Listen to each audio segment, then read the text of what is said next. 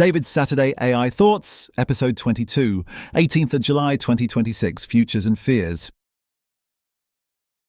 What's on my mind? A few weeks ago, when I asked what you could already see coming, a chief executive at a media company sent me the bleakest reply in my postbag. Job disruption far bigger than today's numbers admit. Graduates walking into one of the worst job markets in decades. Politicians who appear unwilling or unable to comprehend the scale of it. Then at the bottom of the same email, at a personal level, they find the technology enormously exciting. I can't reconcile the two sides of this email, and I've given up trying. Last week, I asked for your big fears, and the same shape kept arriving. Some of the most fluent AI users I know describe some of the darkest scenarios. An investor who works with these tools daily described a brief window of arbitrage. Half the working population still hasn't grasped what's available, so the people who have can look like superheroes. The same investor fears what follows. On Wednesday, I joined a webinar panel with LEK Consulting, the strategy firm. I started my career there a quarter of a century ago, which Rob enjoyed pointing out. The discussion put a third set of futures beside yours. Rob Wild, the partner who leads LEK's digital and AI work, showed how visible the next era already is. Machines that remember, perceive, and act with growing independence, and the early signals arriving years ahead, as they always do. Scott Bright, another founder and chief executive of Kilo, which makes an open-source coding assistant, described a fork in the road. One future where a few giants dominate access to AI, another with many models used on your own terms. He thinks the next couple of years will be telling. My own answer was uncomfortable to me. I don't think we'll see a shiny future. I started my AI journey believing this democratizing technology would deliver exactly that. People and firms without privilege, capital, or scale suddenly able to take on the big guys. It hasn't happened. The gains are flowing to those doing the work of reorganizing around the technology. Most firms have shown they aren't willing yet, and some aren't able. Real transformation takes money, attention, and time that plenty of organizations won't spare. Both routes concentrate the gains. The benefits compound in the few that do the work. I tried to sort your fears into two piles. One for the machine. It makes things up or disappears mid-task when the service goes down. One for us, judgment quietly eroding, and the middle of organizations hollowing out along with the apprenticeships it used to run. The sort kept failing. The fears that wouldn't sort were about power. Who owns what you depend on? Who sets the terms? Who gains? And who pays? The letters kept returning to dependence and to being left outside when the window closes. So I've stopped trying to reconcile the two sides, and I'd suggest the chief executive was right to give up too. Fear of this technology and excitement about it aren't competing conclusions. They're both smart readings of the same facts, often held by the same people. We know this technology is revolutionary, and we know some people are willing and able to do the work of embracing it because we can watch them pulling ahead. Unless you want that gap to widen, you'd better ask yourself how you remove the roadblocks to transformation in your organization. Your letters help, and the record keeps getting richer. I could fit only part of it here. The full record of readers' futures and fears, plus the panel's answers, is on my website. Have a look. Then reply with the future, or the fear that's still missing.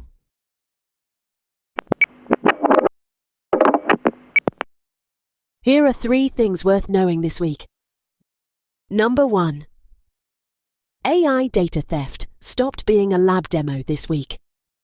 A security researcher reverse-engineered Grok Build, the command line assistant from Elon Musk's xAI that runs on your machine and can touch your files, and reported it silently, bundling up whole projects and uploading them to the company's cloud storage. The haul included a decoy file the agent had been told not to open, and credential files with keys and passwords sent unredacted. It did this even when asked to reply with a single word. xAI switched the upload off server-side within a day. A separate write-up the same week showed a plain question to claude.ai, Anthropic's chat tool, about a coffee shop quietly sending a user's full name, employer, and bank security answers to an attacker. No code involved. Control what your agents can reach. Number 2. Apple is suing OpenAI, alleging theft of top-secret information. The Financial Times reports that Apple, the consumer electronics maker, has sued OpenAI, the maker of ChatGPT, alleging theft of what the paper describes as top-secret information. A filed suit is a set of allegations, and OpenAI says it has seen no evidence the case has merit. The territory the two are fighting over came into focus days later.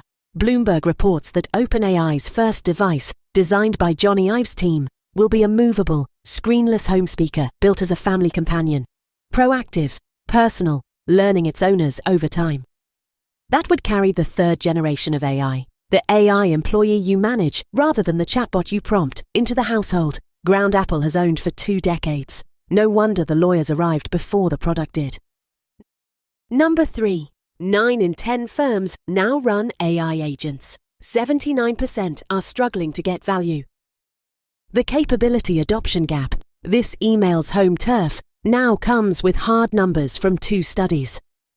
An agent survey from Okta, the identity security company, found 92% of executives say autonomous agents are already in widespread or moderate use. A survey of 2,400 executives and knowledge workers by Writer, an enterprise AI company, found 79% struggling to get value from AI despite record investment, and 54% saying adoption is tearing their company apart. Both vendors sell the tools they are surveying about, so each has a dog in this fight.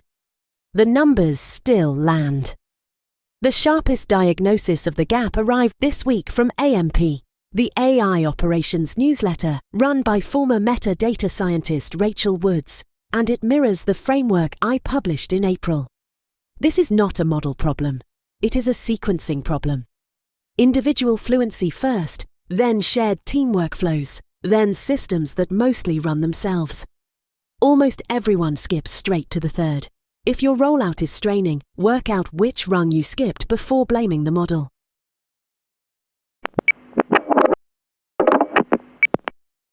Three things to try. Number 1. Ask the AI what you should be worried about, not what you should do. Weighing a significant business proposal this week, I pasted it into Claude and asked what I should be worried about, not what I should do. Several of the questions I went on to raise weren't mine. The model flagged whether the terms would stay fair as both sides grew and how each party's contribution would be counted. Considerations I hadn't put near the top of my list. A second mind, widening the frame before you decide. Number 2, point the AI at the statements nobody reads.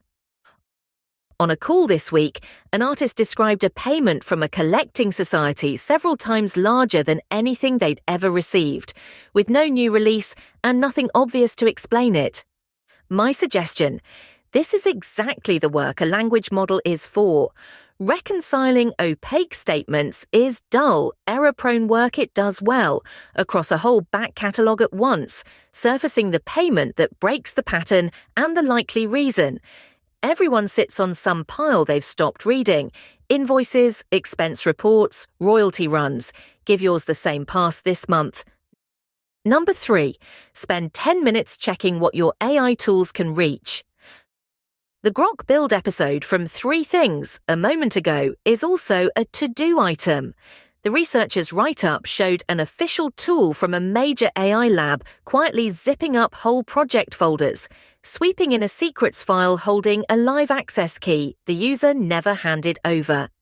XAI switched the upload off within a day, but the lesson stands for every AI tool that runs on your machine. The thing to audit is its reach. Which folders, which files, which credentials. List your tools and what each can see. 10 minutes well spent.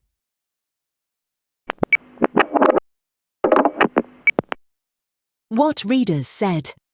Last week, I told the story of Sarah, the leaver whose firm kept 3 years of her archive and, in every way that mattered, kept her.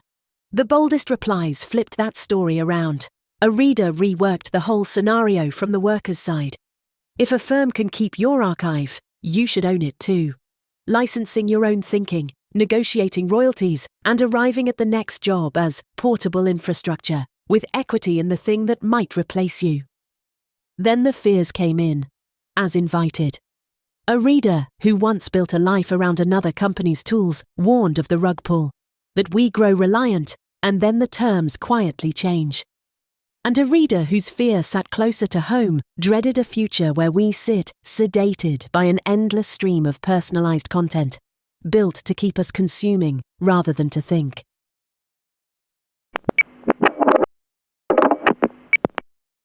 I've also been reading what readers post on LinkedIn.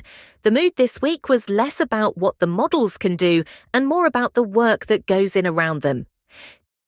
David Johnson Egra, an executive marketer and AI strategist, reckons AI slop is simply what you get when everyone hands the model the same thin instructions. So the only fix is to give it rules that are actually yours. Tim Ryan, co-founder of Stedman, watched the new Claude finish twice as many tasks on its own and concluded the bottleneck was always the prep. A better engine still works from the brief it is handed. Colin Lewis, a behavioural economist who writes the Robotonomics newsletter, flagged P&G quietly pulling its media planning back in-house, the advantage coming from rewiring how the company works, not from buying a tool. And Pavi Gupta, a market research leader behind the Infinity Growth Loop, argues AI's real gift to insight is a memory that stops walking out of the door when people leave.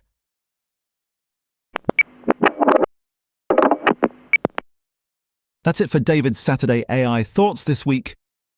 This is a faithful reading of the email edition. The full written version with all the links and sources, plus 12 bits that didn't fit, full reader letters, and full community voices is at stedman.ai. Thanks for listening.